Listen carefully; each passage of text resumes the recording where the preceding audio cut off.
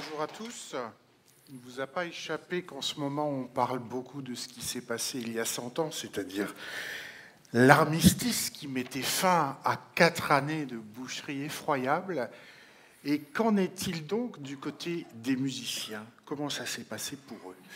Avant d'en parler un peu plus, je voudrais quand même vous présenter notre pianiste Jean-Philippe Guillot. Merci. Alors, on sait que, vous l'avez vu sur ces images terribles, la guerre a happé une multitude de destins et que la vie musicale, c'est-à-dire à la fois les compositeurs et les interprètes, eh bien, est toujours très révélatrice de la société et de l'époque qui l'ont vu naître, et bien sûr des événements. Ils étaient français, ils étaient allemands, ils étaient autrichiens, ils s'appelaient Ravel, ils s'appelaient Pauline de Mieth, ils s'appelaient Fritz Kreisler, Maurice Maréchal, Debussy. Tous ont vécu à cette époque-là et tous ont vécu différemment ce moment-là. Il y avait ceux qui étaient plus ou moins célèbres. On a ici Maurice Ravel, qui était déjà très célèbre, Debussy, qui était à la fin de sa carrière, et il y a ceux qui ont été victimes du conflit, qui ont été blessés. Certains sont morts, d'autres en sont revenus mutilés, et tout ça a eu un impact sur la vie musicale. Et puis surtout, ce qu'on voit, c'est que, éloignés du front ou au contraire sur le théâtre des opérations, bien souvent pour ces gens-là, la musique a continué, prouvant par là que peut-être la musique est plus forte que tout, et en tout cas plus forte que la barbarie. On voit que notre cher ami Ravel, ici, était donc... a vécu cette période-là de façon un peu particulière. Ravel avait été exempté de service militaire parce que trop faible de constitution et trop petit, de quelques centimètres, et que quand il s'agit d'être mobilisé, eh bien, il n'a pas été mobilisé. Il a quand même tout fait pour essayer de se faire enrôler et de faire la guerre, et il y est parvenu. Et eh bien, il a réussi à avoir un poste d'ambulancier, mais sa santé étant assez précaire, on l'a un peu renvoyé assez rapidement loin du front. Et pendant sa convalescence, eh bien, on voit là notre ami Ravel en uniforme. Moi, je trouve que ça lui va pas très très bien, qu'il n'est pas vraiment très bien fait pour ça, et en tenue de combat, qu'il a porté extrêmement peu de temps. Et eh bien, ce cher Ravel, lorsqu'il a été renvoyé à l'arrière pour convalescence, il a repris une œuvre qu'il avait déjà un peu commencé à composer. Cette œuvre, c'est celle que Jean-Philippe vient de jouer pendant la vidéo que vous avez vue, qui s'appelle « Le tombeau de Couperin ». Et ce tombeau de Couperin, quel rapport cette œuvre a à la guerre? Eh bien, d'abord, on peut dire que c'est une sorte de retour aux grandes heures de la musique française, puisque Couperin était un grand musicien français du XVIIIe. Et surtout, en revenant du front, il a voulu rendre un hommage à tous ses camarades qu'il avait vus tomber au combat. Et ce tombeau de Couperin, qui est une pièce pour piano seul, qui après a été orchestrée, qui est en plusieurs mouvements, eh bien, chacun des 6 mouvements est dédié à un ami mort au combat. Le prélude que vous avez entendu qu'a joué Jean-Philippe est dédié à Jacques Charlot, qui était le cousin de Jacques Durand, qui était l'éditeur de Maurice Ravel, qui était un ami de Maurice Ravel, qui a été lieutenant dans l'armée française et qui fut tué en mars 1915. Et toutes les autres pièces sont ainsi dédiées à un de ses amis mort au combat. Alors, dans cette œuvre, il y a aussi quand même un message, puisqu'évidemment, on va devoir parler un petit peu de patriotisme. C'est que chacun à sa manière, les musiciens vont avoir une réaction un peu patriotique. Et dans ce tombeau de Couperin, alors on peut s'étonner que c'est pour ça qu'on a voulu vous associer cette musique, qui est une musique plutôt joyeuse, plutôt légère, avec ces images terribles que vous avez pu voir, parce que justement, il y a ce décalage qui est important chez Ravel, et ne serait-ce que le titre de l'œuvre, Tombeau, de Couperin, fait référence en fait à un hommage poétique et musical qui était très en usage au XVIIIe siècle. Lorsqu'on voulait rendre hommage à un compositeur mort, on écrivait une partition qui s'appelait Tombeau, du compositeur en question. Il y a un retour à la tradition française à travers les suites de danse, et évidemment cette tradition française nous ramène à la beauté du pays, à la grandeur de la culture française face à l'envahisseur. Alors, on a entendu là le prélude, mais tout ce qui suit est construit comme une suite de danses du XVIIIe siècle, exactement, de la même façon, et on a des danses qui étaient jouées qui étaient très en vogue à l'époque. On trouve des menuets, ou on trouve une forlane, par exemple. Voilà la forlane.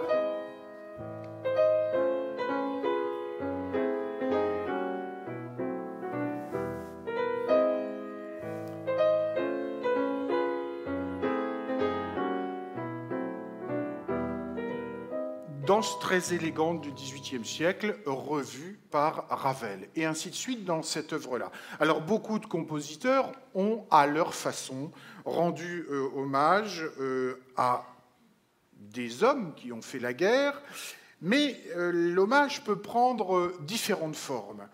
Debussy est à la fin de sa vie, puisque Debussy va mourir en 1918, non pas de la guerre, mais des suites d'un cancer. Debussy n'a pas été mobilisé, il était trop vieux, et il s'est demandé comment il pouvait rendre hommage à tous ces gens qui avaient participé au conflit. Et l'occasion va lui en être donnée par un journal anglais, qui est le Daily Telegraph, qui décide d'organiser une sorte d'hommage pour faire une souscription et récolter des fonds, en éditant un livre qui va s'appeler King Albert's Book, qui rend hommage au roi Albert Ier des Belges et à ses soldats, qui ont résisté héroïquement face à l'envahisseur, puisque l'Allemagne envahit la Belgique, pays neutre à l'époque. Et ils vont demander à des écrivains, des artistes et des musiciens de participer à ce livre. Ils vont donc sortir ce grand livre qui va être vendu, et cela va servir à récolter des fonds. Et au milieu de ce livre, eh bien, on trouve une page de Debussy qu'il intitule « Berceuse héroïque ». Alors, on va vous faire écouter un petit peu du début de cette œuvre-là. Vous allez voir que c'est quelque chose d'assez étonnant pour une œuvre héroïque.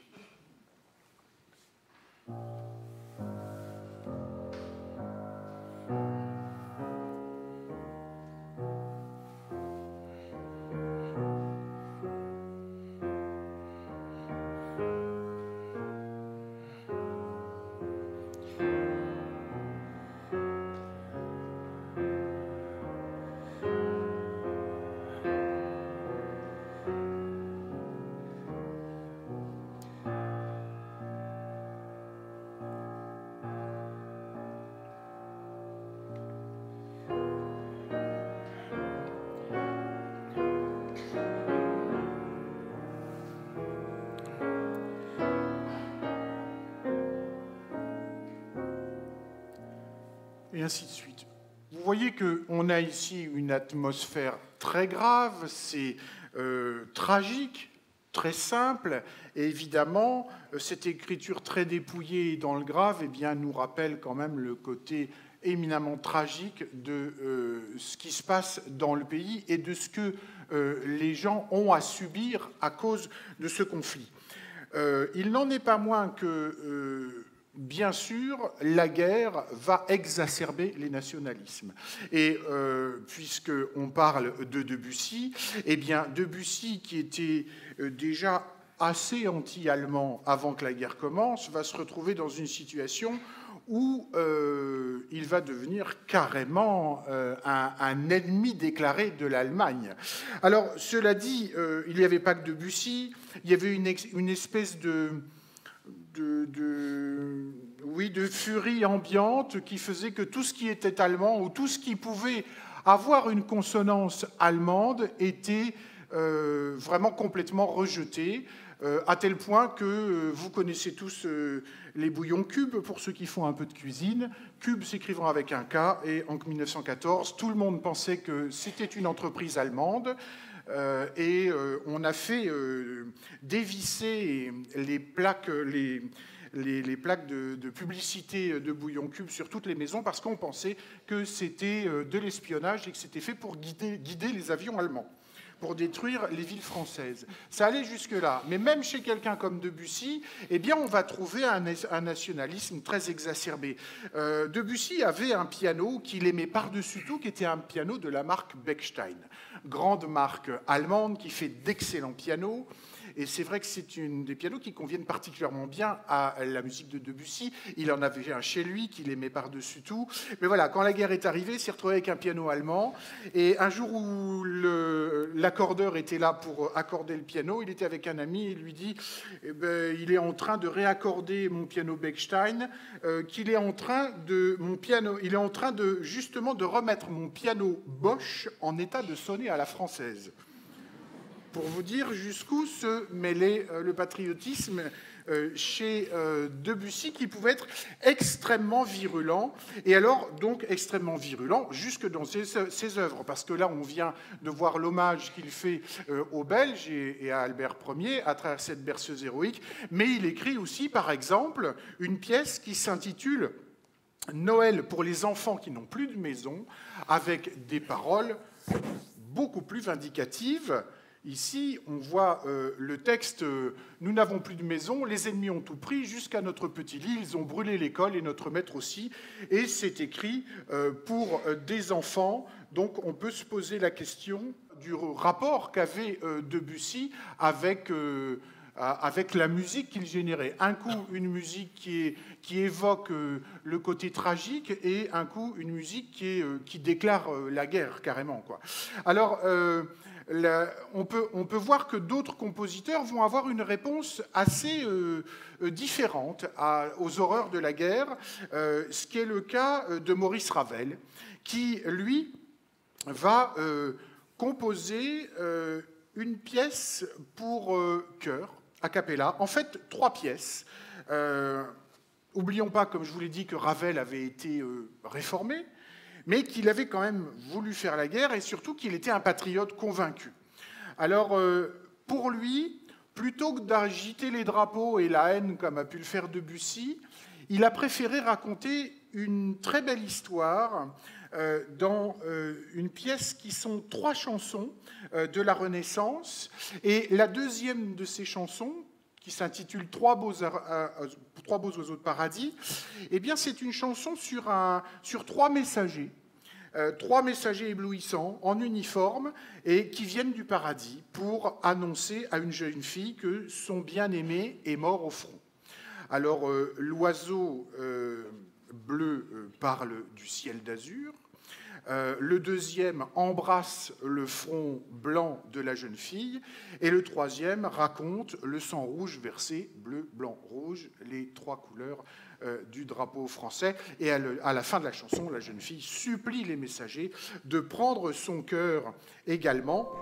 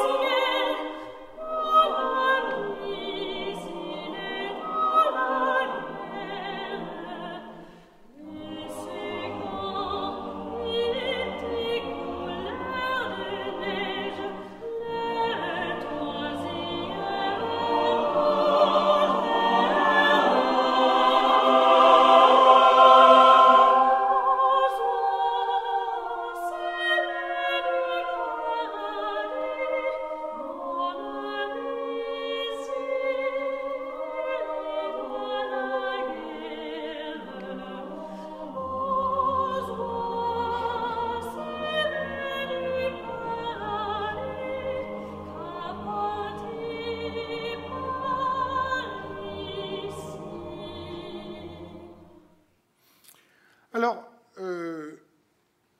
Ravel a dédié cette pièce à Paul Painlevé, qui était à la fois son ami, mais qui était aussi ministre. Et il a fait un peu des pieds et des mains, parce qu'il pensait que grâce à cette relation, eh bien, il allait pouvoir obtenir enfin un poste dans l'armée et faire la guerre. Painlevé n'a jamais réussi à lui trouver un poste, et c'est peut-être heureusement comme ça, puisqu'il a réussi à composer après.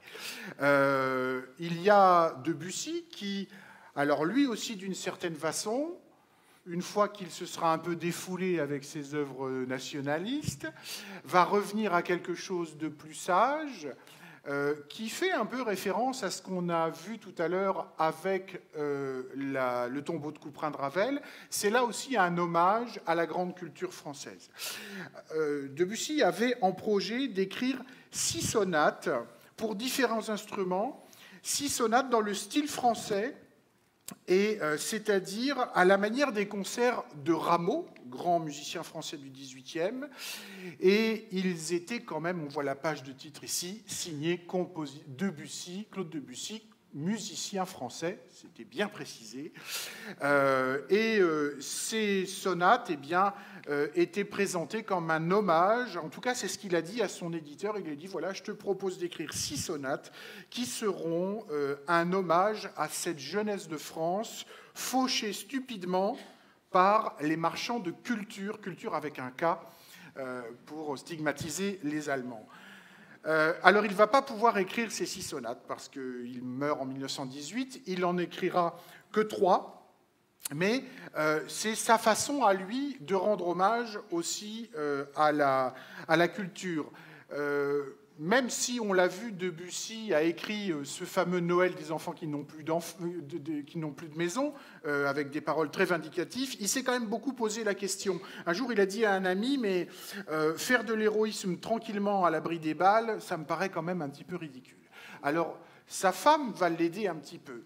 En 1915, Emma Bardac, qui est son épouse, et qui apportait une contribution charitable, comme faisaient beaucoup de femmes de l'époque, en s'occupant des blessés de guerre, eh bien, va lui demander de contribuer à sa façon au bénéfice de ces soldats qui sont blessés et pour leur apporter des vêtements. Et il va écrire une petite pièce très courte, très jolie, qui s'appelle « Pour le vêtement d'un blessé », dont voici le début.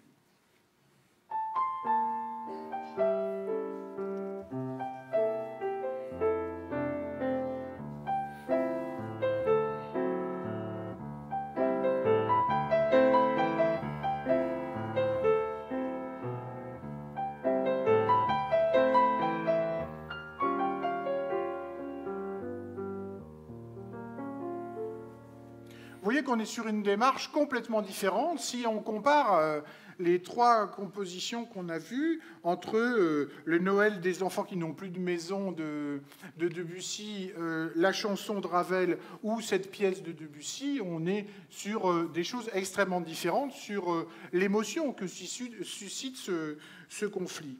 Alors d'autres vont faire de la musique, je dirais, de charité. On a appelé ça pendant un moment de la musique de charité, c'est-à-dire Cécile Chaminade, compositrice de l'époque, qui, elle aussi, a écrit une berceuse du petit soldat blessé. On faisait des petites pièces comme ça pour jouer et pour remonter un petit peu le moral de ces pauvres gars qui revenaient complètement éberlués et pour beaucoup cassés en morceaux.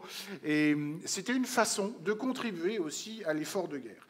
Et puis, eh bien, il faut quand même rentrer un peu dans le vif du sujet, c'est-à-dire qu'il y a quand même une grande quantité de musiciens, compositeurs ou interprètes qui, eux, sont allés vraiment directement au front, qui se sont retrouvés dans des tranchées, à faire la guerre, à partir au combat, avec tous les dégâts que l'on connaît.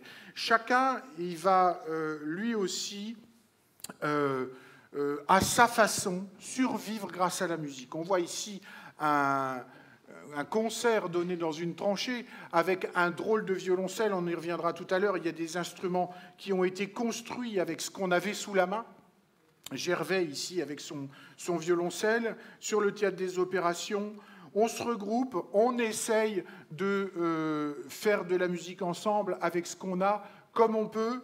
Et puis, il y a certains musiciens célèbres, comme le violoniste Lucien du Rozoir, qui était un très grand violoniste à l'époque, et compositeur également, et qui, à 36 ans, part au front et restera en première ligne pendant plus de 3 ans.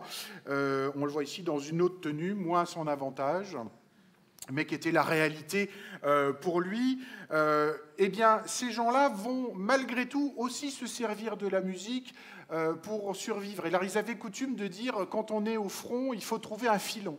Un filon, ça voulait dire qu'on essayait de trouver un moyen de ne pas aller tout le temps au combat en première ligne. Alors, il y avait effectivement ceux qui étaient un peu plus à l'arrière des lignes, ceux qui portaient les messages, ceux qui étaient un peu moins exposés. Et la musique était un moyen, un très bon moyen. Alors, Lucien du Rozoir va un petit peu se faire connaître. Lorsqu'il est parti au front, il a dit, pour moi, hors de question de ne pas emmener mon violon. Donc, il a pris son violon avec lui, et puis il s'est fait un peu connaître, il s'est mis à jouer, et le général Mangin, qui était très amateur de musique, s'est dit que ça pouvait être bien d'avoir un bon musicien pas loin de lui pour jouer. Alors il a demandé à ce qu'on forme un quatuor. Il a trouvé d'autres musiciens et il a formé un quatuor avec Maurice Maréchal, dont on reparlera, et André Caplet, qui était un autre musicien.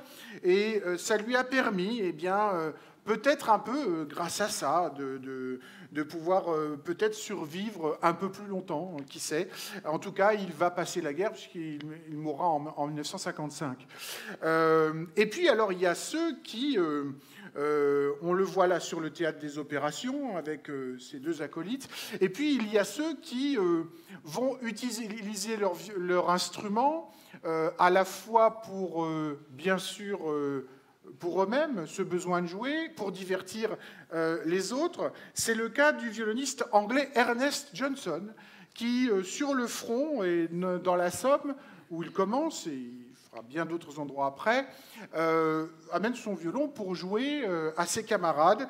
Et puis, il a très envie quand même de consigner tout ce qui s'y passe, et il décide de le faire au dos de son instrument. Et il va graver au dos de son instrument toutes les batailles auxquelles il va participer. On voit un agrandissement ici. Et chaque bataille est consignée et gravée au dos de son instrument, qui a été conservé précieusement. Et puis, on a, comme Lucien du Rozoir, un musicien extrêmement connu à l'époque, qui s'appelle Maurice Maréchal, qui est un très grand violoncelliste, et qui lui aussi doit partir au front. On le voit ici en concert. Alors, Maurice Maréchal, il a aussi cette particularité que lui aussi, il va consigner, pas sur son instrument, mais dans un journal qu'il écrit, et dans un grand nombre de lettres qu'on a conservées et publiées. Il écrit la vie au front, il écrit comment ça se passe pour lui, les moments où il monte en première ligne, où il va au combat, et comment il revient, dans quel état d'esprit il est, comment il est. Là aussi, le plaisir et le besoin, je dirais plutôt, de jouer est plus fort. Donc, pour le coup, lui, il n'avait pas pu emmener son violoncelle. Il va donc se faire fabriquer un violoncelle en bois de caisse de munitions, que lui fabriquent deux amis qui sont menuisiers, qui font comme ils peuvent. Ils apprennent la lutherie sur le tas. Ils ne savent pas vraiment comment on construit un violoncelle, donc ils prennent le bois des caisses de munitions, ils le débitent en planches, et puis ils demandent conseil à Maurice Maréchal, qui leur dit ça serait peut-être mieux de faire comme ci, comme ça. La forme, ils ont essayé de reproduire à peu près la forme du violoncelle. On se doute qu'avec les moyens rudimentaires qu'ils avaient dans les tranchées, pas d'établi, pas d'outils, et du bois de caisse de munitions, c'était difficile de faire une vraie découpe d'un violoncelle. Donc ils ont fabriqué ce fameux violoncelle qui est resté célèbre, qui évidemment Maurice Maréchal a appelé le poilu, qui ne le quittait plus, et on le voyait partout avec ce violoncelle avec lequel il a joué avec ses camarades, avec Lucien du Rozoir, avec André Caplet, et Maurice Maréchal, qui était un musicien très en vue à l'époque, à cette époque-là, avait bien sûr des contacts importants avec les musiciens, notamment avec Claude Debussy. Claude Debussy, je vous l'ai dit tout à l'heure, il a écrit il avait ce projet de 6 sonates dans le style français. Il n'en écrira que 3, une sonate pour violon, une sonate pour alto, harpe et flûte, pardon, et la première qui est pour le violoncelle. Maurice Maréchal, avant de partir au front, a réussi à avoir la partition de cette sonate. Il la prend avec lui, il la travaille au front, dans les tranchées, quand il a un moment de libre. Il arrive à se voir avec le musicien André Caplet, qui lui aussi est sur le front, à répéter ensemble, et ainsi ils travaillent. Et ils le joueront pour la première fois à Claude Debussy, dans une audition privée. Et c'est un fait assez émouvant de la guerre de voir ces deux hommes qui, tout en continuant la bataille du front, travaillent cette sonate pour la créer. Alors évidemment, eh bien, on va avoir le plaisir d'accueillir Alain Brunier qui va nous jouer la sonate de Debussy pour violoncelle et piano avec Jean-Philippe Guillot.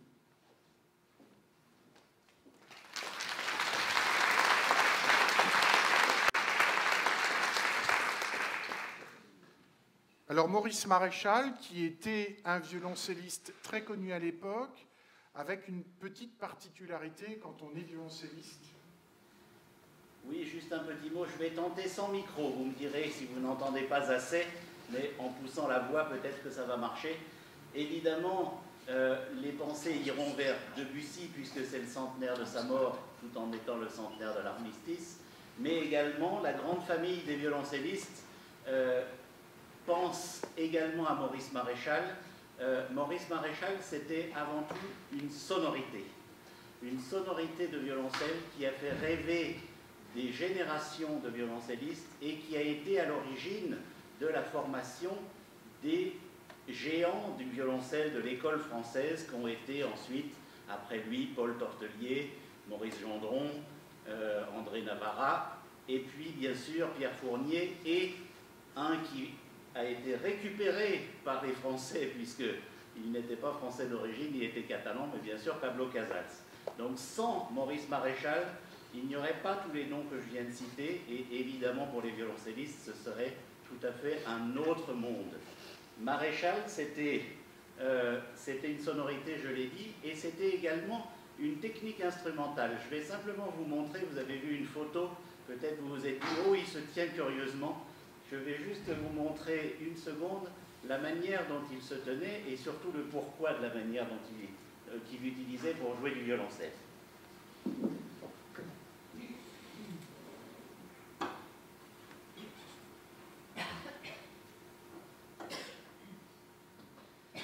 D'abord, ce qu'on peut constater, c'est que le violoncelle n'était pas droit devant le musicien, mais un peu penché.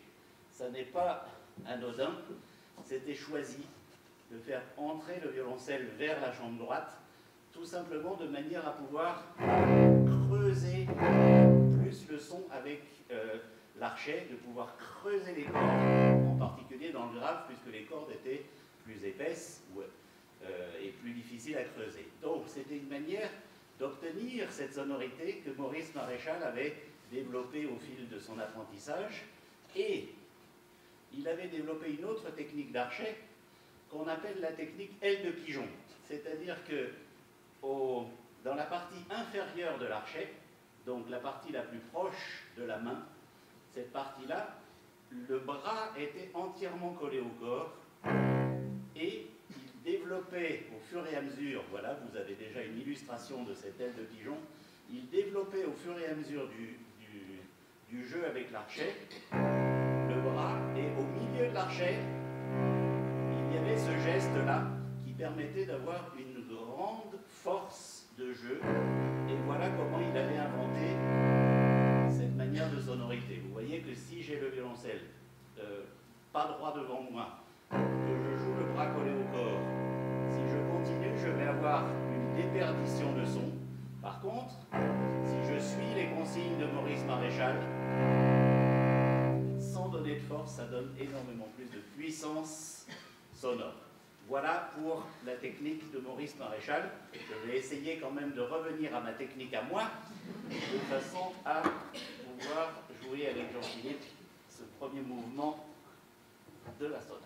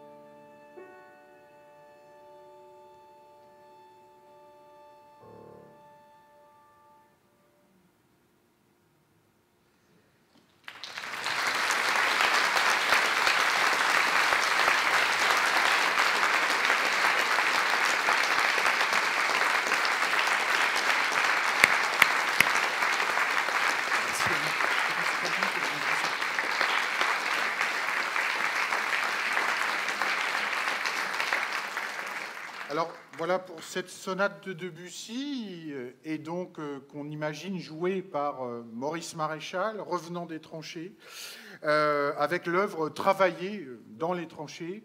Alors, bien d'autres musiciens ont participé à ce combat. C'est vrai qu'il y a chez les musiciens aussi un moyen un peu de se purifier du traumatisme de la guerre, du traumatisme des tranchées pour ceux qui l'ont vécu. Chacun à sa manière va traiter la décharge émotionnelle. Chez Jacques Ibert, par exemple, qui est un compositeur qui lui aussi se retrouve au front, il va composer des œuvres comme Du vent dans les ruines, qui évoque évidemment cette espèce d'atmosphère lugubre quand on arrive dans un village complètement dévasté. Et puis, complètement différent, une pièce qui s'appelle Noël en Picardie. Je vais juste nous faire le tout début de Noël en Picardie. Alors, ça, c'est quelque chose, c'est tellement dépouillé qu'il n'y a plus rien. On imagine bien un paysage dévasté sur lequel il n'y a rien du tout, avec la même note qui est répétée 200 fois, je crois, pour avoir cette chose obsédante.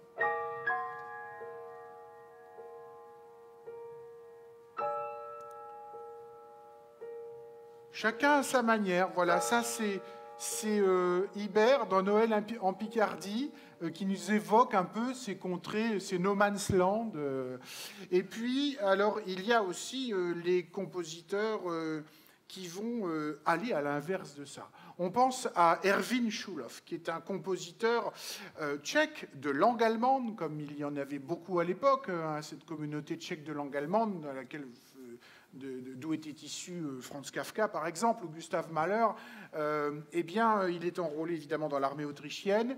Et lui, c'est pendant une bataille qu'il va avoir l'idée d'écrire, alors qu'il est en combat dans les Dolomites en 1917, une suite de pièces pour piano, de 5 pièces pour piano, qu'il intitule Grotesken.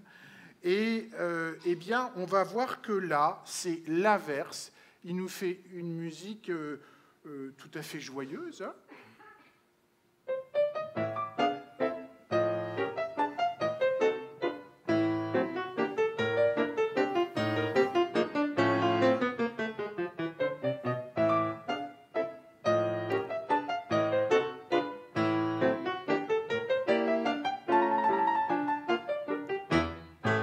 Quelque chose qui est écrit au front, c'est assez étonnant. Au milieu, on a même une petite évocation du cinéma muet, de ces valses de Vienne.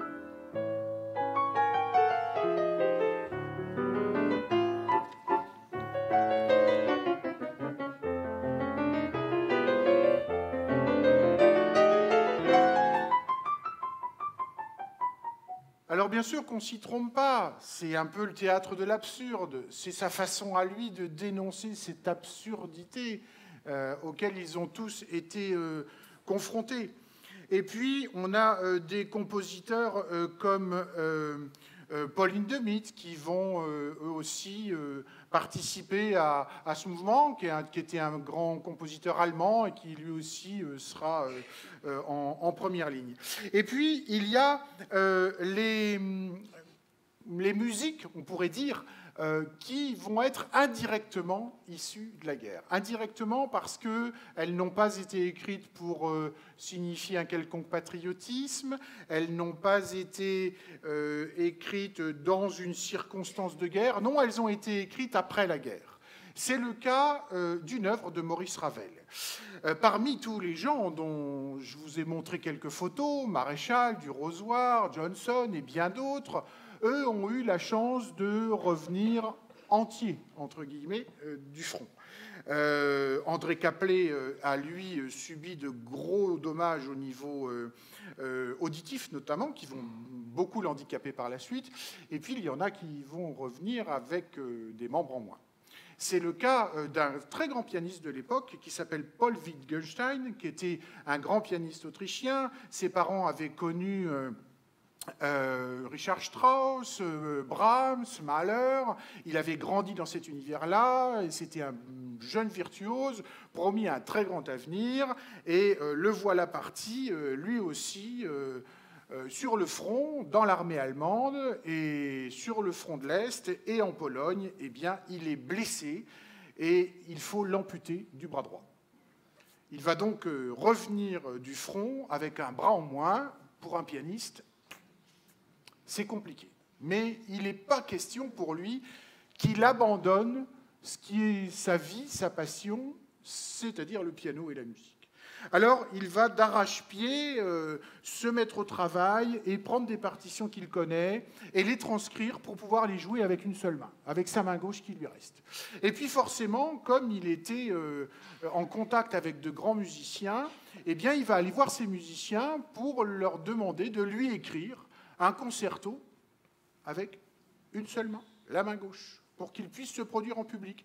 Il va aller voir Britten, il va aller voir Strauss, il va aller voir Prokofiev, et il va s'adresser à Maurice Ravel. Et Maurice Ravel va produire un des plus grands chefs-d'œuvre de toute sa littérature, qui est le concerto pour la main gauche. Alors voilà notre Paul Wittgenstein au piano, qui va donc voir Ravel, et Ravel va lui écrire ce fameux concerto. Alors, qu'est-ce qui se passe? Eh bien, c'est que quand on a affaire à un compositeur comme Ravel, on a toujours quelque chose qui, évidemment, devient génial. On sait que la contrainte a, chez les musiciens, souvent tendance à générer des choses vraiment géniales. Alors, il va falloir écrire de la musique pour une seule main, et il faut quand même que la musique soit intéressante. Alors, pour ça, il va développer une technique de piano particulière. Voici une partition un élément, un endroit de ce concerto pour la main gauche. Alors, je vais prendre mon petit pointeur pour vous aider. Vous avez sur une partition de piano la ligne du dessus où il y a le chant, la ligne en dessous, il y a l'accompagnement, les basses, et au milieu des accords. Alors, voilà ce qu'écrit Ravel comme musique, que je vais demander à Jean-Philippe de jouer avec ses deux mains.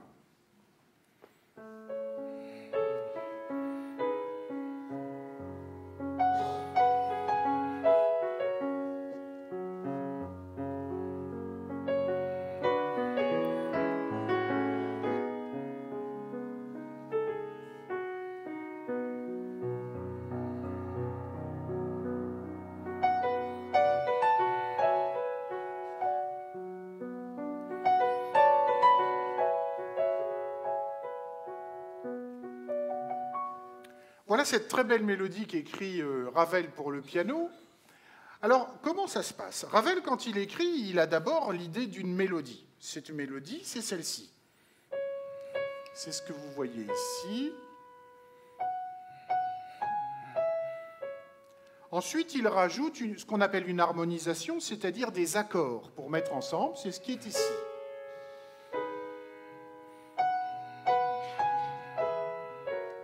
Et puis, on rajoute un accompagnement à la main gauche, c'est ce qui est ici.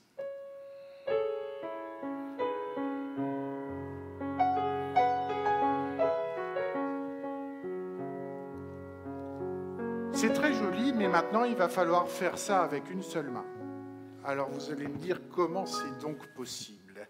Quelle est cette magie? Comment on va faire pour faire ça avec une seule main? Et comment on fait? En fait, on se débrouille, c'est-à-dire qu'il va falloir trouver des touchés différents pour faire ça, parce qu'effectivement, on va mettre en valeur la partie mélodique, et on joue en général l'accompagnement moins fort. Et puis il va falloir changer tous les doigtés, évidemment, et du coup, comme on n'a plus qu'une seule main disponible, au lieu de pouvoir relier les notes entre elles, parce qu'on utilise un doigt, puis un autre doigt, puis un autre et un autre, là, évidemment, les notes vont être de fait séparées parce qu'on va devoir jouer tellement de notes dans l'accompagnement qu'il ne nous reste plus que le pouce pour jouer la mélodie. Donc, la mélodie que vous voyez ici sera faite que au pouce. Ça donnera ça, en fait.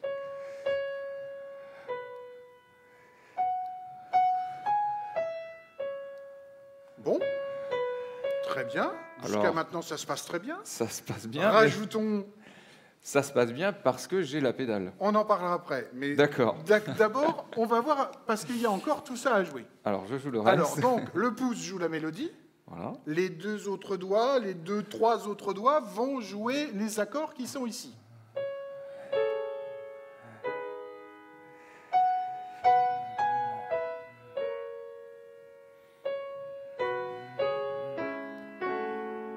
Bon, ça se passe plutôt pas mal aussi.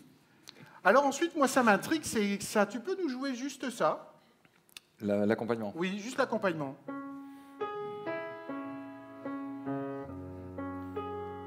Alors, moi, ce que je vois avec tes mains, là, c'est que pour nous jouer ça, tu utilises aussi ton pouce. Oui. Ah, alors le pouce, il va servir à faire la mélodie, mais aussi l'accompagnement. C'est ça. Ah, donc il va falloir... Il va falloir lâcher le pouce de la partie mélodique.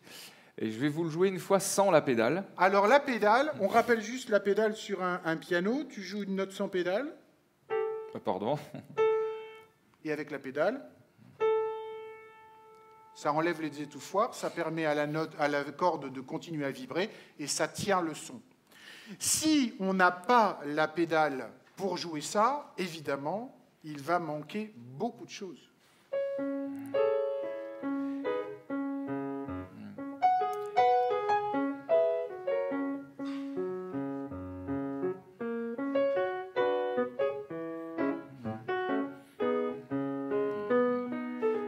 Alors, je peux vous assurer qu'il a joué très exactement ce qui est marqué. Mais on n'a pas cette sensation de mélodie qui continue avec un accompagnement, parce que c'est donc la pédale qui va faire le reste. C'est ça, c'est-à-dire que là, toutes les notes de la mélodie sont entrecoupées, quoi. Et grâce à la pédale, évidemment, on va donner l'illusion.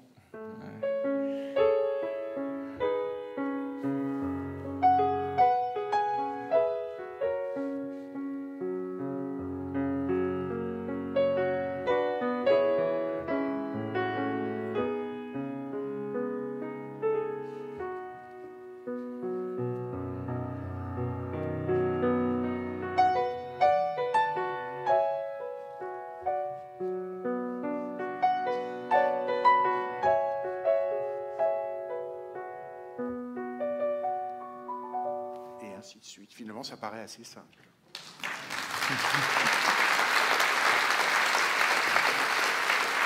Mais c'est quand même, là aussi, un jeu d'écriture très savant que Maurice Ravel met en pratique pour écrire ça et pour donc pouvoir jouer ça avec une seule main.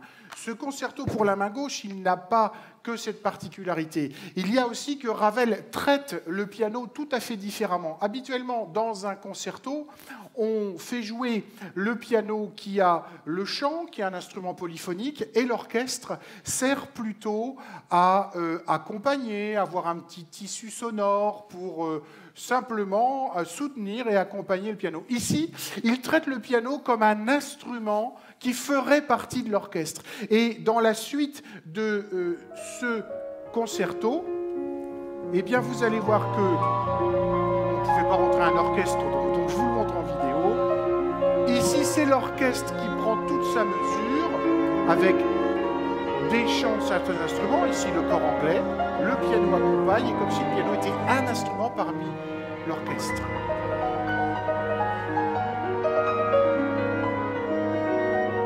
Maintenant, la clarinette.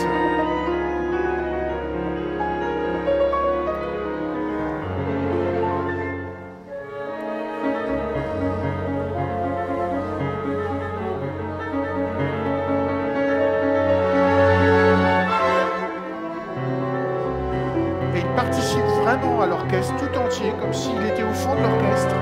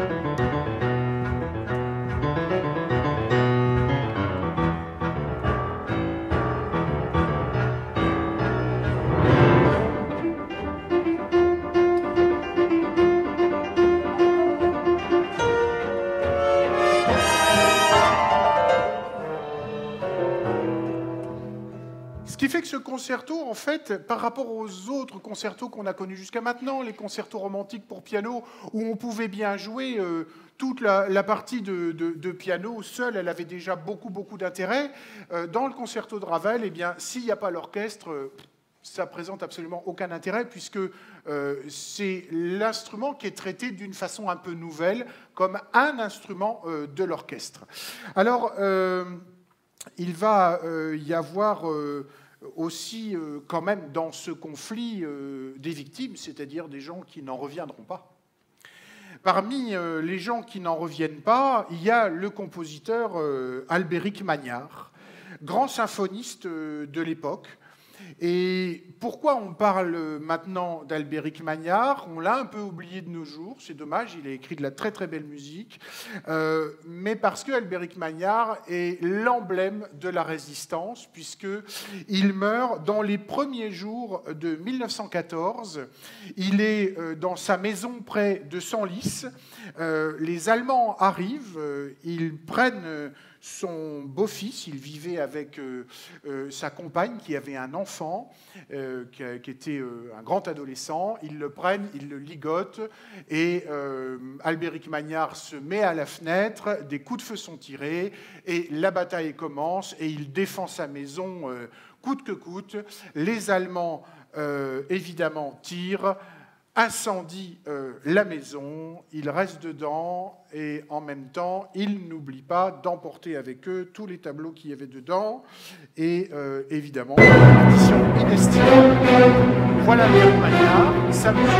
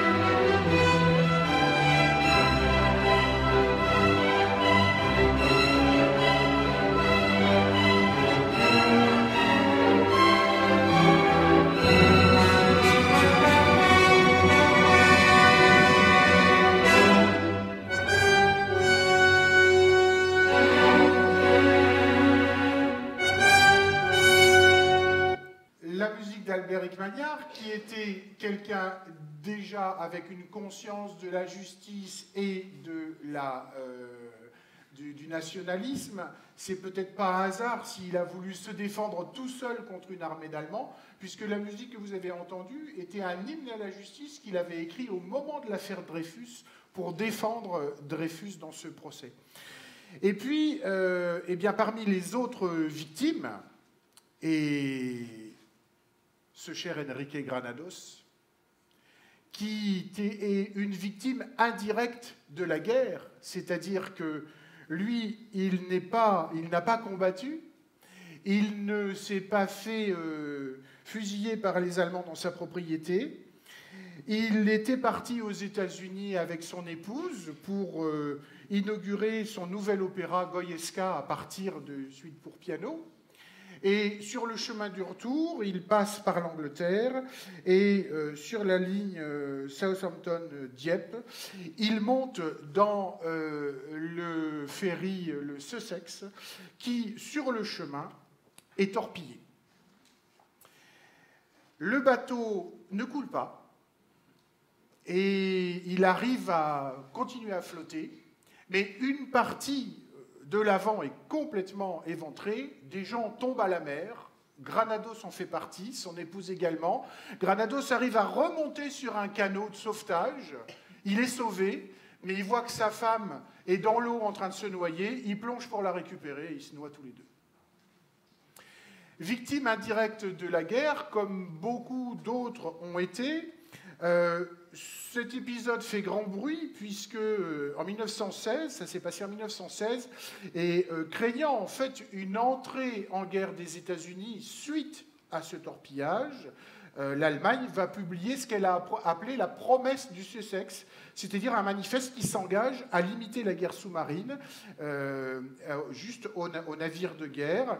Et il y aura une rupture à cet engagement qui sera en janvier 17 avec le torpillage du Lusitania et qui va précipiter les États-Unis dans la guerre.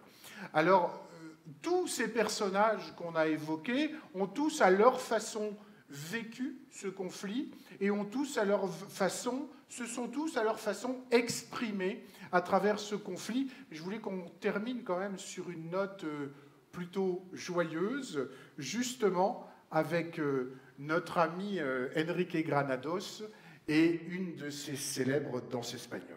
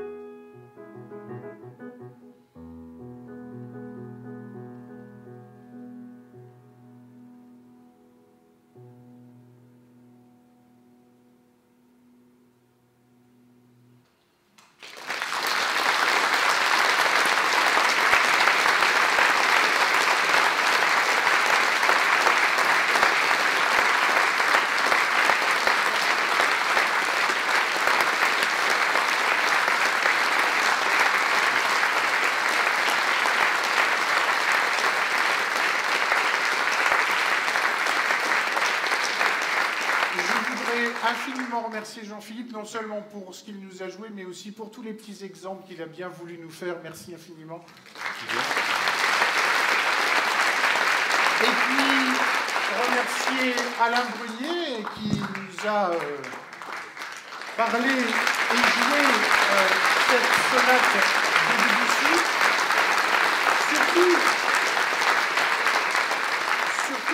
les réunir, puisque si vous voulez prolonger un petit peu ce moment, eh bien, au concert de midi, demain à 18h, dimanche matin à 11h30, lundi et mardi à midi et demi, nous aurons un programme entièrement consacré à ces compositeurs qui ont eu un lien avec la guerre. Il y aura bien sûr la sonate de Debussy en entier, il y aura des danses espagnoles de Granados, il y aura du Ravel, le tombeau de Couperin, il y aura du Caplet, il y aura les Grotesken de Schulhoff et plein de réjouissances. Je crois qu'il reste quelques places pour lundi et mardi. Vous pouvez toujours appeler, on essaiera de vous contenter.